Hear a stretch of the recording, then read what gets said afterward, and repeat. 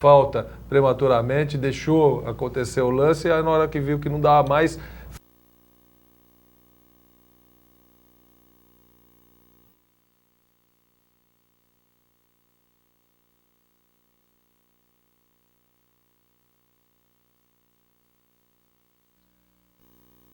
A falta prematuramente, deixou acontecer o lance e aí na hora que viu que não dava mais, fez o pênalti, enfim. Parabéns ao Santos Futebol Clube, parabéns ao Robinho, parabéns ao Leão, que foi sacaneado na seleção brasileira, a gente não pode esquecer isso, e deu a volta por cima e mostrou por que ele teria condições de continuar como técnico da seleção brasileira. Enfim, é festa do Santos Futebol Clube, ganhou o melhor, ganhou o time que desclassificou o São Paulo Futebol Clube, ganhou o time que foi lá jogar lá no Sul, encarando porrada, encarando, sabe, tudo que os times encaram nesse tipo de jogo, principalmente lá no Sul, e voltou com a cabeça erguida. E parabéns ao time do Corinthians também.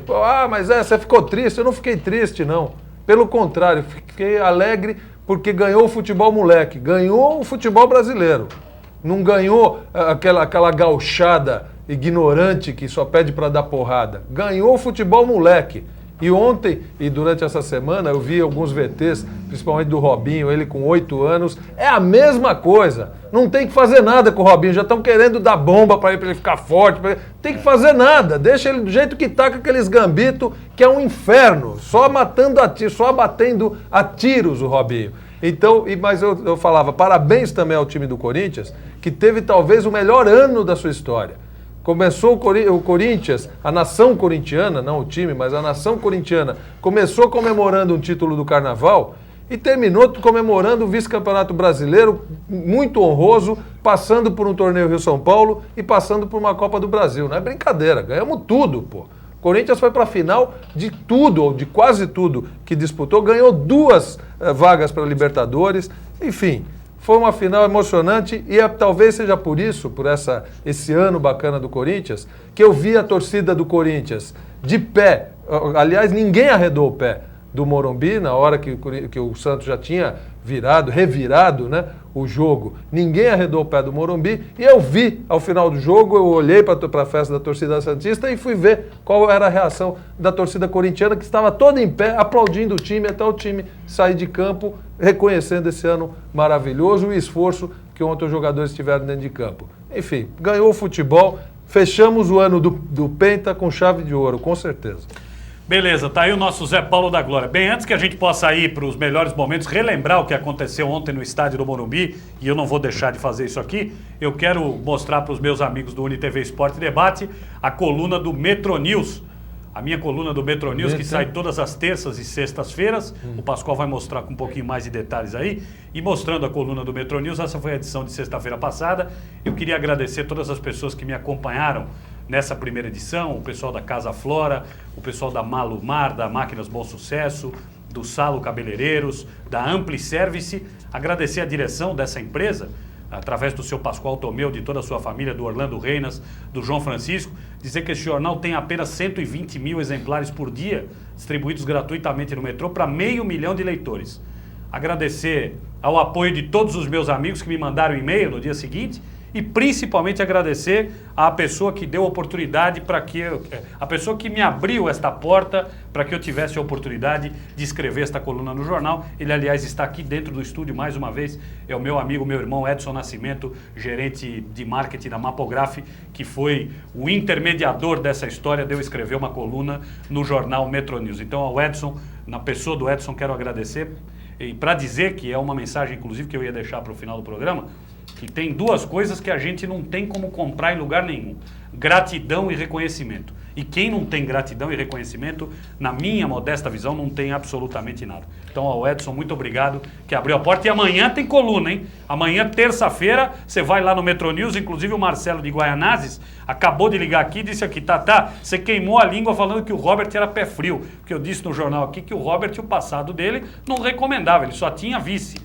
E queimei a língua mesmo. Amanhã eu estou falando isso no jornal e dizendo que o Robert foi realmente pé quente e arrebentou com o jogo. Isto posto, Vamos saber, vamos relembrar, né? Porque todo mundo já sabe, mas é sempre bom, já foram mais de 24 horas, agora tá todo mundo quietinho. Vamos relembrar o espetáculo de ontem no Morumbi. O Ivo teve lá capitaneando a equipe da UniTV. Vamos ver o que aconteceu, vamos relembrar, vamos lá.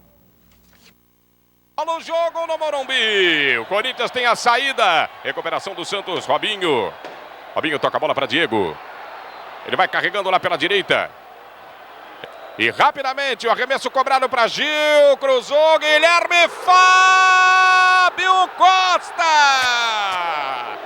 e parece que o Diego tá sentindo a perna, tá sentindo a coxa esquerda, e vai sair o Diego, hein, vai sair o Diego, número 10 do Santos Futebol Clube. Autorizou, levantou, Robert, subiu, Alex, tocou, Doni! Só que o Robert recupera, sai jogando com o Léo, mete bola pro Robinho que tá solto. Tá solto o Robinho agora como ele gosta. Carregando pra cima do Rogério, escapou o Robinho, é pênalti!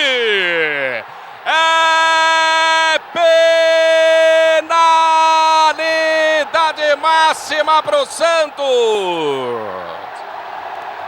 Robinho fez a finta em cima do Rogério. Ia sair no gol. Apitou, foi para a bola, Robinho, bateu, é gol! Gol!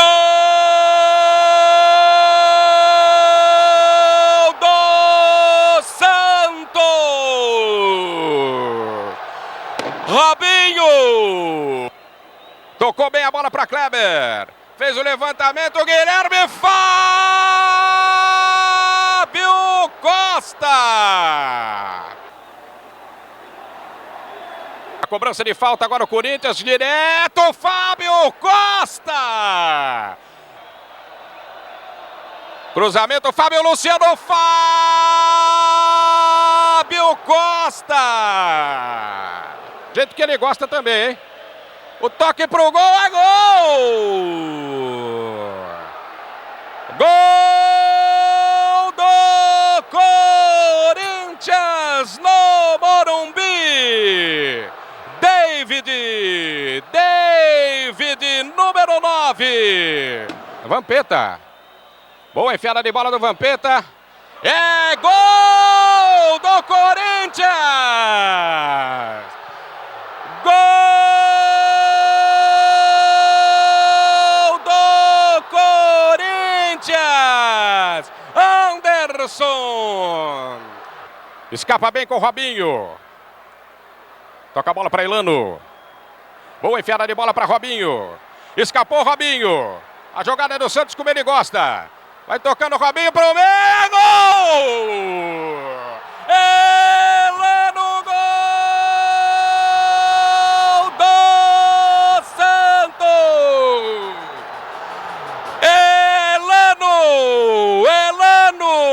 Elano, número 11. Ele tem condição, vai como gosta. Escapou, parou, prendeu. Vamos ver se ele escapa. Parou na marcação, tentou a finta, parou, fez o break, fintou. Tá endiabrado, Robinho. Tá endiabrado. Toca a bola atrás para Léo. Escapou, Léo meteu, é gol! Gol do Santos! Léo! O Santos é campeão brasileiro de 2002. Tá aí a emoção do Ivo Morgante, não podia ser diferente, seria qualquer emoção de qualquer um que tivesse lá na função que o Ivo estava ontem, porque realmente foi espetacular. Antes da gente ir para as mensagens, que hoje o programa vai ser dedicado a isso, mensagem e respostas dos nossos analistas, o Eduardo de Menezes está me lembrando aqui o seguinte: a respeito do Robinho, no começo do ano, a informação inclusive veio à tona ontem direitinho e hoje completada. A diretoria do Santos fazia um extremo pouco caso das categorias de base. Então, o diretor da categoria, que é o Lino, que foi volante do Santos, fez uma carta de recomendação ao Marcelo Teixeira para que ele tivesse atenção especial com o Robinho. E assim foi feito. Imagine, está dizendo o Eduardo aqui, se isso não ocorresse. Aí o Robinho foi aproveitado Tata, pelo Emerson Leão, que achava, inclusive, são muito bonitas, que ele tinha as canelas fininhas. Não, e justiça seja feita. Hoje ou ontem, não me lembro agora, eu vi um videotape do Pelé, aquela época que o Pelé estava lá, que o Pelé estava... Foi do Santos, e ele fala com todas as letras, fala, olha, nós temos um menino aqui chamado Robinho, e ele devia, em 97, ele era um garoto, né? Menorzinho aí. Zé, e falando E o Leão, o Pelé já recomendava, falava, esse moleque é craque, tem velocidade, tem habilidade, é liso e tal. E falando em videotape, eu não sei se vocês viram, passou sábado, se não me engano, do ou Robinho domingo, e do Diego. Do Robinho e do Diego, há um ano atrás, ganhando o Campeonato Juvenil contra o São Paulo. Passaram alguns melhores momentos. É brincadeira o que esses dois moleques fizeram nesse jogo. É uma coisa inacreditável. Tem o tape do Robinho com 8 anos, também, se eu não me engano, jogando futebol de salão maravilhoso. E justiça e o Diego metendo uma caneta com 8 anos também. E justiça seja feita, o Lino era o número 7 do Santos em 1984. Lino, quando o Santos tinha Paulo Isidoro, Humberto, Zé Sérgio, Serginho, enfim. 2 de dezembro de 1984. O Lino estava lá. Exatamente. Justiça seja feita também ao Zito, que é um dos caras que está comandando a categoria de base e que pediu também para que o Santos investisse na categoria de base, viu? Sem dúvida. E nessa final de 84, eu me lembro muito bem que a gente estava no estádio, o som da rádio saía num lugar e o retorno era da rádio Pai Querer de Londrina. Ninguém transmitia o jogo. Ô, Tomás, olha aqui, o Antônio Carlos da Saúde fala aqui, Tomás, fora Doni, Guilherme Scheide, o que você acha de contratar o Marcos, o Anderson Pogo, o Ramon e o França para fazer gol? Feliz Natal para todos. Antônio Carlos da Saúde. Feliz Natal para você, Antônio Carlos. Olha, o Doni, ele não é goleiro para o Corinthians, isso ficou mais uma vez provado. Não falhou em nenhum gol do Santos, mas ele se posiciona muito mal. No pênalti, ao invés de botar pressão no Robinho, que é um jogador inexperiente, né? Se bem que chamar o Robinho de inexperiente depois do que ele fez ontem é brincadeira. Mas cai antes do cara bater o pênalti. Não é goleiro para o Corinthians, nunca foi, e isso a gente sempre falou, tanto aqui quanto no microfone da Transamérica também. Eu acho que o Corinthians precisa contratar um goleiro e poderia ser... O Marcos eu acho muito difícil, o Palmeiras nunca vai vender o Marcos para o Corinthians, mas o Júlio, eu já ficaria contente com a chegada do Júlio César para o futebol paulista, o goleiro do Flamengo.